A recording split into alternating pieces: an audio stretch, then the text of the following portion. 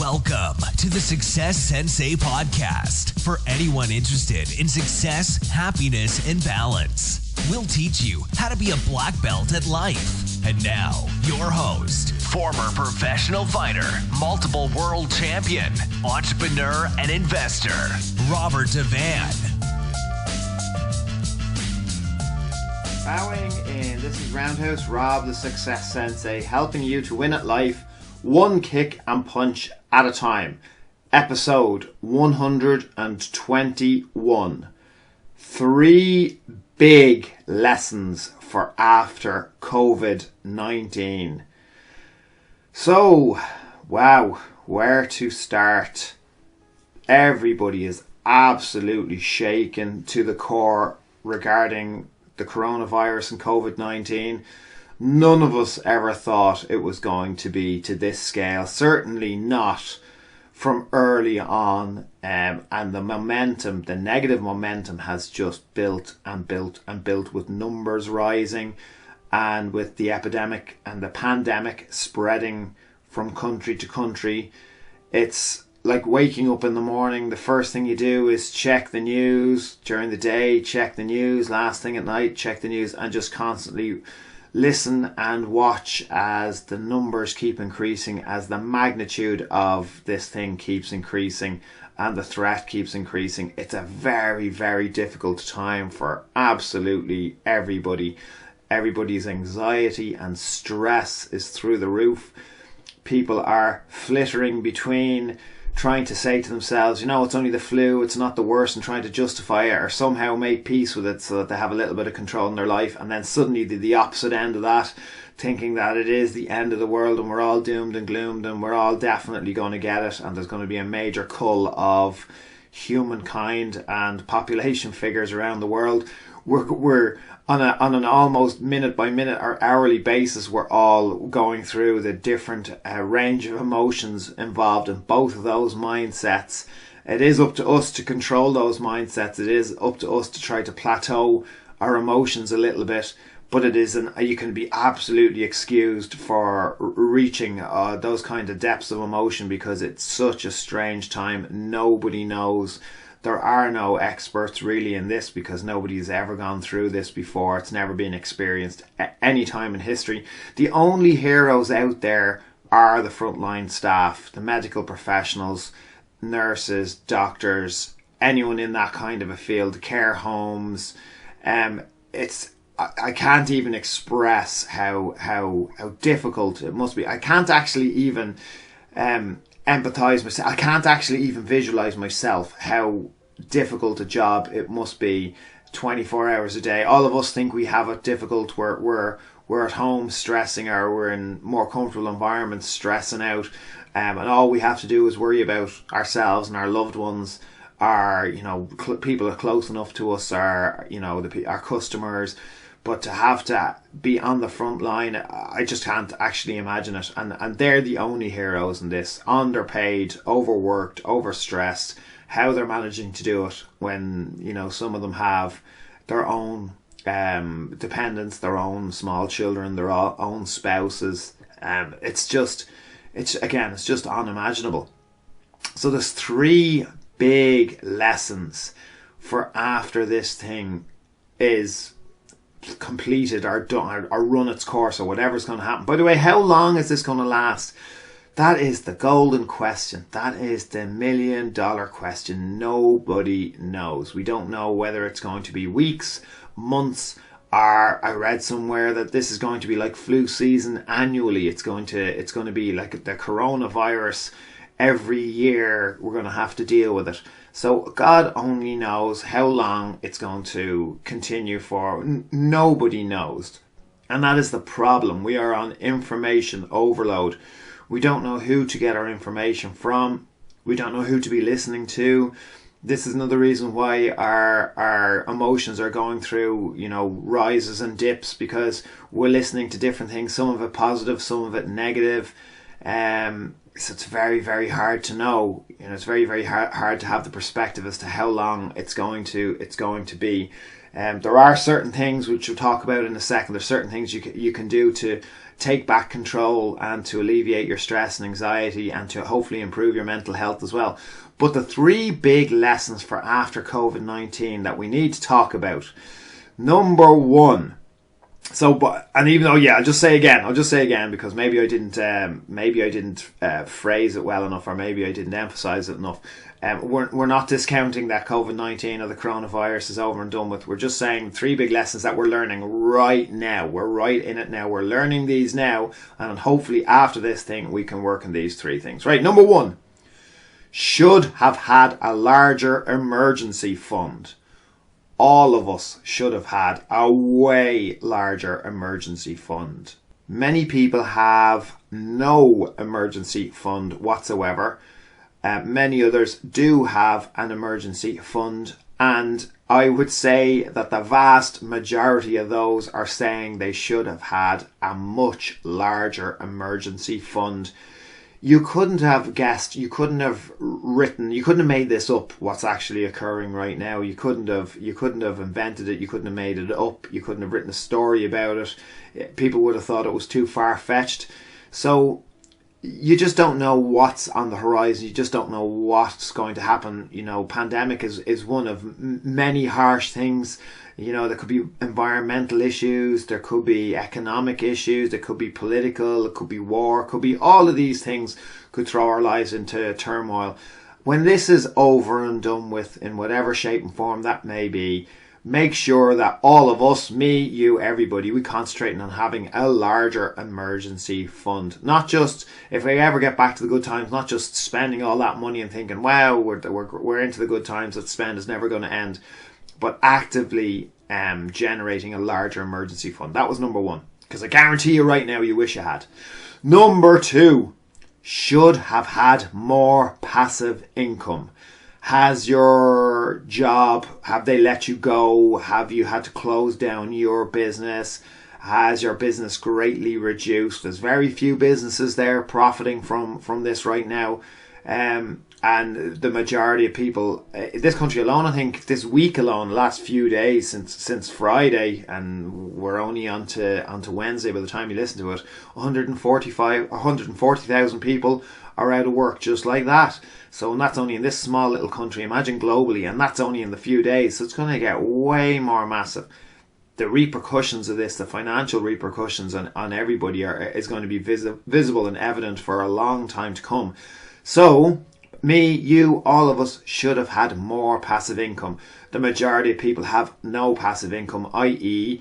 if they're not trading their own time for money, they're making no money. And when your job is closed, or it's let you go, or you've had to close down your business, or vastly reduce your business, or you're quarantined, or you're in lockdown, you're in isolation and you can't actually work, and your income completely dries up, so you just have to be reliant on the state. And I bet then, like right now, we all wish we had concentrated on building up passive income. Even those who do have passive income, again, like with point number 1, I guarantee you they wish they had organised or are really concentrating on building more passive income.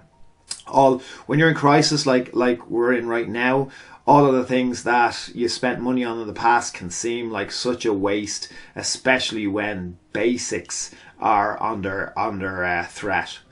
So that's number 2. Now, it's not terribly positive so far, but it is if you actually use them for action steps in the future for once we've gotten through this thing. Right, number 3, should have been more self-sufficient. So all the money in the world, all the passive income, all the larger emergency fund, that's all great. But if you're not self-sufficient and you're over-reliant on certain things, then you're leaving yourself in a vulnerable situation. So we should all be trying to be a little bit more self-sufficient. And even the people that are self-sufficient, I guarantee you they wish they were more self-sufficient. What am I talking about? I'm talking about anything from generating your own electricity from wind power, solar power, not relying on fossil fuels, especially when they're scarce. I know that kerosene is scarce at the moment. That's why majority of people use to fuel and heat their houses in this country. So from talking to people that deliver it. They've told me that it is scarce at the moment. I'm not saying that you can't get it, but if it was a different situation, you might not be able to get certain commodities. So the more self-sufficient you are regarding your own, I'm not saying live off grid, but of course you can do that if you want. And if you're going to do that, I absolutely admire you. Fair play to you. But even regarding growing your own food, and just having more of responsibility over your own life. The great thing about being self-sufficient is it generally reduces overconsumption. It's better for the environment. It's more green. It's more environmentally friendly. It feels great the more self-sufficient you are. So it's definitely an area that more of us could be involved in, and anyone that said who is fairly self-sufficient has probably wished that they were even more self-sufficient and not so reliant on going to the supermarket every day, picking up whatever they need, and then the supermarket is closed for 2 days and it's panic stations because you have absolutely nothing and you don't know what to do. That isn't an ideal situation, because besides this coronavirus and the obvious stress it's put on the supply chain and the stock and all the food shops and all retail, it could have been any other situation, a multitude of situations that could have, like an electrical shortage, anything, as I said, war, anything could have, an economic collapse, have led to the same situation, if not worse. So definitely become more self-sufficient. Let's go through the 3 of those again. Should have had a larger emergency fund. We're all saying that right now. Should have had more passive income. We're all saying that one right now. Should have been more self-sufficient. We're definitely saying that right now as well. Once you have the 3 of those in order, or you're a little bit more in order than you currently are now, because when we are through this thing, something else is going to happen in the future. You just do not know. Once you have those things in place, once you're kind of in a good position yourself, then it's easier to help others. It's like when you're on an airplane and they tell you to give your oxygen mask first before you attend to your children's oxygen masks, because if you're struggling for oxygen and you're trying to put the oxygen mask on them and you die from lack of oxygen because you didn't do your own mask, you're not going to be any use to your children. It's a kind of a harsh lesson. It's one that I wonder, if you were actually in that moment, would you be able to look after yourself first? But certainly when it comes to this situation, it's easier to see that when you are prepared and when you're self-sufficient, it's going to be easier for you to be helping others. And there's many ways that you could be helping other people aside from being frontline staff. There's many people that need help in all kinds of aspects.